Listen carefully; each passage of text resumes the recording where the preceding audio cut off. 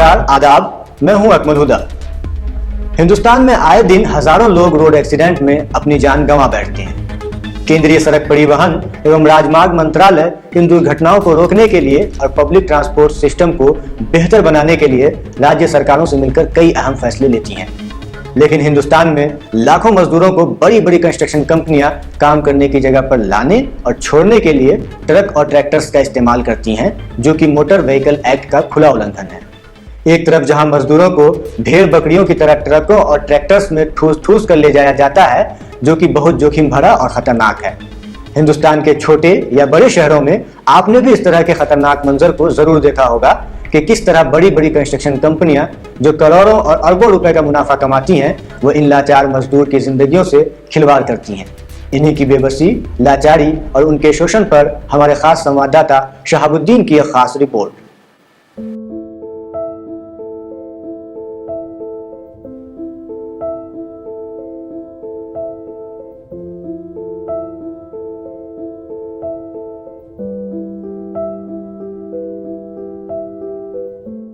दो 2022 में सड़क परिवहन और राजमार्ग मंत्रालय यातायात नियमों के उल्लंघन पर वाहनों से तकरीबन 5 करोड़ रुपए का चालान यानी जुर्माना वसूल किया गया था। मगर बड़ी बड़ी कंस्ट्रक्शन कंपनियां और आरटीओ पुलिस की मिलीभगत से गरीब मजदूरों को गैरकानूनी ढंग से लाया और पहुंचाया जाता है। मगर इस तरह असंवैधानिक तरीकों से लोगों को ट्रक में भरकर लाने और पहुँचाने पर कोई कार्रवाई नहीं की जाती है। अगर इन वाहनों को पकड़ा जाता है तो 200 से 300 रुपया मामूली जुर्माना लेकर उन्हें छोड़ दिया जाता है। भारत सरकार के रोड सेफ्टी कानून बहुत लाचार हैं, जिसकी वजह से ऐसे ट्रक हर रोज़ रोड सेफ्टी एक्ट का खुला उल्लंघन करती हैं।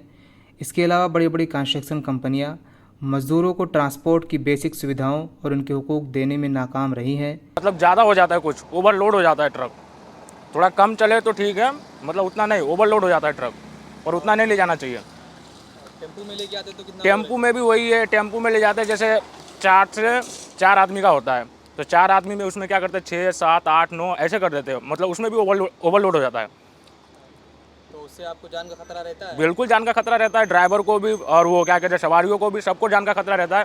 कभी बाई चांस बैलेंस बिगड़ जाए ओवरलोड में तो उसमें भी जान का खतरा है ही है। कहीं मजदूरी करने के लिए ले जाता है, बोल के ना अड्डे पर से गए 9 बजे गए, 5 बजे लेबर का छुट्टी होता है, लेकिन ज़बरदस्ती माँ 6 बजे तक काम करवाता है, 6:30 भी बजा देता है, 7 बजा देता है, 8 भी बज गया। कहीं कहीं आते आते रूम आते आते 9 बज गया। खाना कब बनाएगा, कब खाएगा, कब सोएगा? 12 बजेगा सोने में, खाने पीने में। ये सर्विस ऑटोस जो हैं वो 3, 5, 6 लोगों को लेकर 5, 6 नहीं 10, 15 लोगों को लेकर जा रहे हैं। ओवरलोडिंग जो है बहुत रिस्की होता है। 1-2 बार एक्सीडेंट हुए हैं, 3-4 लोग मर गए हैं, उसमें उनका देहांत हो गया। तो हमने काफ़ी स्ट्रिक्ट एनफोर्समेंट ऑटोज़ पर किया था ओवरलोडिंग पर ऐसे कंप्लेंट्स हमको कम आए थे। मुझको याद नहीं है ज़्यादा, जब मैं कमिश्नर ऑफ पुलिस था भी ऐसे कंप्लेंट्स कम आए हैं। शायद हैदराबाद शहर में कम हो, आउटस्कर्ट एरियाज़ में ज़्यादा हो, पर इसका स्ट्रिक्ट एनफोर्समेंट होना चाहिए। अगर ह्यूमंस को ऐसे ट्रांसपोर्ट कर रहे हैं वो बहुत ही गलत बात है। उनको इज्जत देकर उनको एक जगह से दूसरी जगह पर ले जाने की बहुत ज़रूरत है।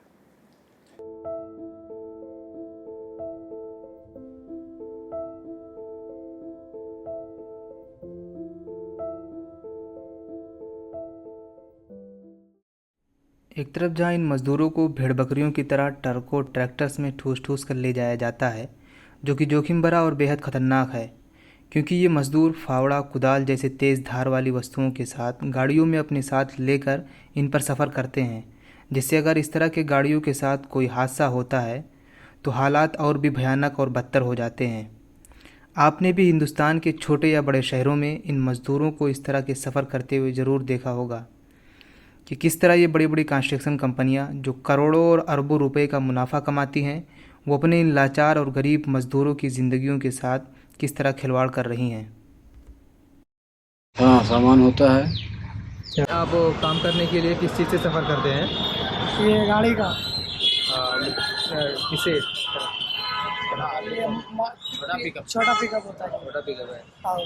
तो आप इसमें खड़े होके जाते हैं या बैठ के जाते हैं? खड़े हो गए यहाँ पे तो एक ट्रक में कितने लोग को ले जाया जाता है?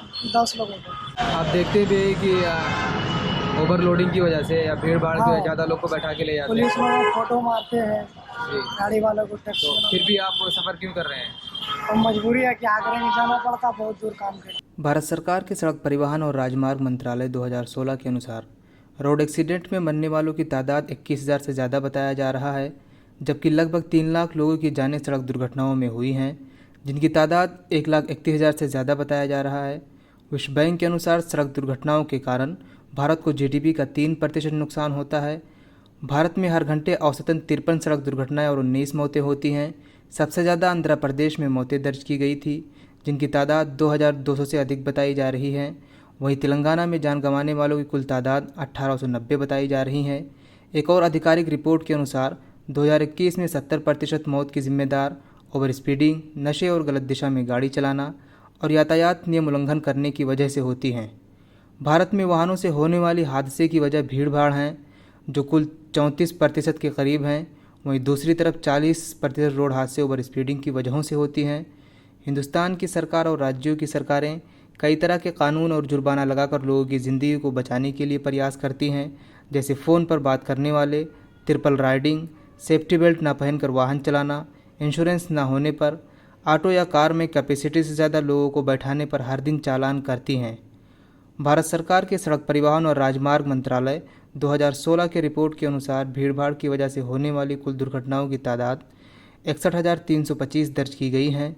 सबसे ज़्यादा भीड़भाड़ से होने वाली दुर्घटनाओं की तादाद तमिलनाडु राज्य में है, जिनकी तादाद 9,000 हैं, जबकि तेलंगाना में भीड़भाड़ से होने वाली दुर्घटनाओं की कुल तादाद 5,359 बताई जा रही हैं। वहीं सबसे कम दुर्घटनाओं वाला राज्य मिजोरम है, जहां पर सिर्फ एक भीड़भाड़ से होने वाली दुर्घटना दर्ज की गई है।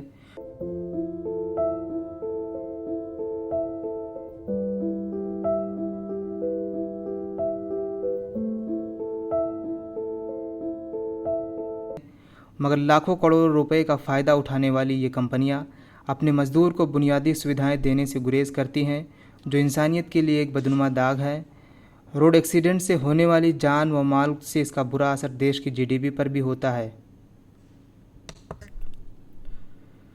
भारत सरकार के राष्ट्रव्यापी अभियान के तहत अहम पहल पर सड़क सुरक्षा सप्ताह हर साल 11 से 17 जनवरी तक मनाया जाता है। इस अभियान का मकसद सड़कों पर चलते समय लोगों के जान व माल को सुनिश्चित करती हैं और लोगों को सड़कों पर सुरक्षित चलने की ओर निरंतर प्रयास करती हैं। मगर रोड सेफ्टी जागरूकता मुहिम के बावजूद देश भर में हर साल सड़क दुर्घटनाओं में बड़ी संख्या में मौतें दर्ज की जाती हैं। दुनिया भर में रोड हादसों में होने वाली मौतों की कुल तादाद का 13% है। रोड सेफ्टी एक्ट का कानून इसलिए बनाया गया है जिससे इन मजदूरों के अधिकारों की रक्षा की जा सके, लेकिन रोड सेफ्टी अधिनियम 1979 और 2008 भारत के इन असंगठित क्षेत्र में काम करने वाले गरीब मजदूरों के लिए ये कानून सिर्फ दिखावा साबित हुए हैं, जो ज़मीन पर इस अवस्थित मजदूर को रोड पर इन्हें लाने और पहुंचाने में सुरक्षा प्रदान करने में नाकाम रहे हैं और इन मासूम बेसहारा मजदूरों की जान से खिलवाड़ किया जा रहा है, जो सरकार की नाकामी और रोड सेफ्टी के खोखले कानून को उजागर करती हैं। मौजूदा दौर में हिंदुस्तान एक विकसित देश बनने की कोशिश कर रहा है, लेकिन इन कंस्ट्रक्शन कंपनियों में काम करने वाले मजदूरों को बुनियादी ट्रांसपोर्ट मुहैया कराने में नाकाम हैं। इन कंपनियों पर उनके साथ ये मजदूर जानवरों जैसा व्यवहार करने का इल्ज़ाम लगा रहे हैं। हिंदुस्तान की ये कंस्ट्रक्शन कंपनियों में काम करने वाले ये मजदूर भारत की अर्थव्यवस्था की रीढ़ हैं, लेकिन इन मजदूर की मजबूरियां हमारे समाज और सरकारों को आईना दिखाती हैं कि जिन मजदूरों ने हमारे घर को बनाकर हमारी ज़िंदगियों को आरामदाह बनाया है, लेकिन ये गरीब मजदूर सदियों से अपमान और गुर्बत की ज़िंदगी गुजारने पर विवश हैं। हिंदुस्तान में बढ़ती हुई आबादी और चरमराती हुई पब्लिक ट्रांसपोर्ट सिस्टम की वजह से लाचार मजदूर भी शोषण के शिकार हो रहे हैं, क्योंकि समय और कुछ पैसा बचाने के लिए कंस्ट्रक्शन कंपनियां इन मजदूरों को ट्रक्स, ट्रैक्टर्स और टेम्पू पर जाने के लिए मजबूर करते हैं।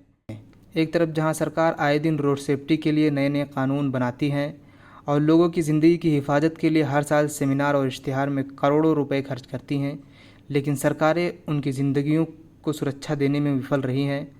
रोड सेफ्टी का अधिकार मौलिक अधिकारों में शामिल है, लेकिन सरकारें इन गरीब मजदूरों को हिफाजत के साथ बुनियादी ट्रांसपोर्ट दिलाने में नाकाम दिख रही हैं, जिससे इस तरह के गरीब मजदूरों को भेड़ बकरियों की तरह भरकर ट्रकों, ट्रैक्टर्स और टेम्पू में लाने और ले जाने पर रोक लगाया जा सके।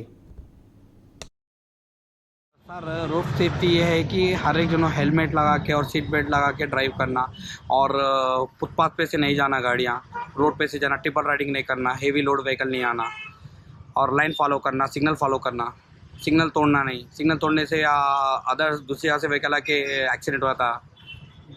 तो आजकल के जो लोग बाइक चलाते हैं या ट्रक वगैरह में भर भर के ले जाते हैं, क्या ये ट्रैफिक सही है? नहीं, गलत है। गलत है। तो आप इसके खिलाफ क्या करते सेफ्टी हैं? नहीं हो उसके ऊपर हम चालान इशू करते हैं। अच्छा, चालान इशू करते हैं, अगर नहीं हुआ तो व्हीकल सीज भी करते हैं।